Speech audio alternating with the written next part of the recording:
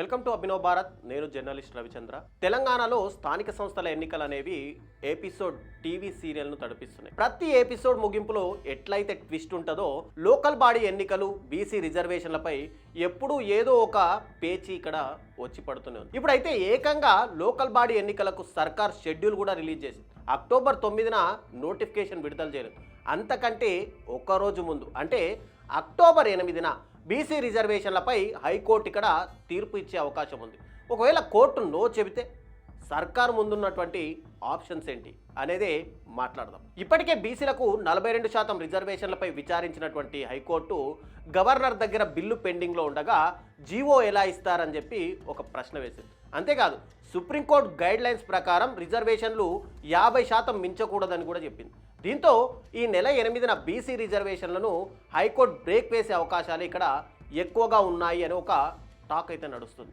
ఇక రిజర్వేషన్లు 50% దాటకుండా ఎన్నికలు నిర్వహించాలని కనుక ఒకవేళ హైకోర్టు ఆదేశిస్తే ఇక పరిస్థితి ఏంటన్నది మరో ఉత్కంఠ రేపుతుంది. ఇప్పుడు ఇదే అంశం అటు ఆశావాహుల్లోనూ ఇటు ప్రభుత్వాల్లోనూ టెన్షన్ పెడుతుందట. ఇక బీసీలకు 42% రిజర్వేషన్లకు హైకోర్టు కనుక నో చెబితే లోకల్ బాడీ ఎన్నికలపై ప్రభుత్వం ఎలా ముందుకెళ్తుంది? సర్కార్ ముందున్న ఆప్షన్స్ ఏంటన్న క్యూరియాసిటీ కూడా రాష్ట్ర వ్యాప్తంగా పెరుగుతూనే ఉంది. ఇక బీసీ రిజర్వేషన్లను హైకోర్టు కనుక రద్దు చేస్తే ప్రభుత్వం ముందు 4 ఆప్షన్స్ ఉన్నాయని స్పష్టంగా చెప్పుకోవచ్చు. వాటిలో ఒకటి హైకోర్టు ఆర్డర్ పైన సుప్రీంకోర్టుకు వెళ్ళడం, రెండోది గవర్నర్ దగ్గర పెండింగ్లో ఉన్న బిల్లుకు ఆమోదం తీసుకోవడం, ఇక మూడవది ఎన్నికలను మరింత ఆలస్యం చేయడం, ఇక నాలుగవది పాత రిజర్వేషన్ల ప్రకారమే ఇక్కడ ఎన్నికలు నిర్వహించడం. ఈ 4 ఆప్షన్లు ప్రభుత్వం ముందున్నాయి. అయితే సుప్రీంకోర్టు 50% క్యాప్ విధించిన నేపథ్యంలో సుప్రీంకోర్టుకు వెళ్ళే ఛాన్స్ ఇక్కడ చాలా తక్కువనే చెప్పాలి. ఇక రెండో ఆప్షన్గా బిల్లుకు గవర్నర్ ఆమోదం పొందడం. ఇప్పుడు మరోసారి చివరి అవకాశంగా ఇక్కడ బీజేపీని బీసీల ముందు దోషిగా నిలబెట్టే పొలిటికల్ గేమ్ని రేవంత్ సర్కారు ఉపయోగించే అవకాశం ఉంది. ఇక ఎన్నికలకు మరింత ఆలస్యం చేసే ఆప్షన్ కూడా ఎంచుకునే అవకాశం లేకపోలేదు. అయితే ఇప్పటికే ఏడాదిన్నరగా పంచాయతీల్లో చూసుకుంటే అధికార పాలన సాగుతుంది. దీంతో కేంద్రం నుంచి వచ్చే నిధులు పంచాయతీలకు కూడా రావడం లేదు.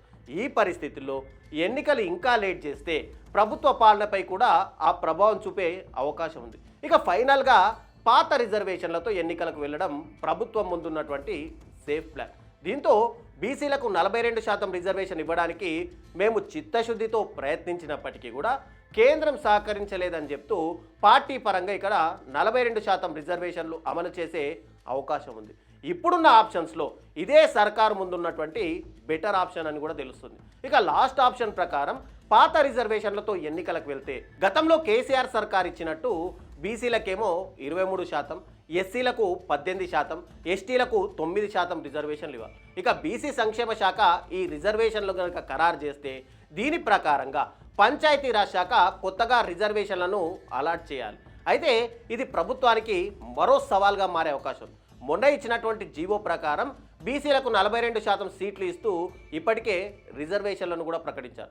ఇక పాత రిజర్వేషన్లను ఇంప్లిమెంట్ చేస్తే మళ్ళీ మొన్న ఇచ్చిన రిజర్వేషన్లు అన్నీ కూడా టోటల్గా మారిపోతాయి.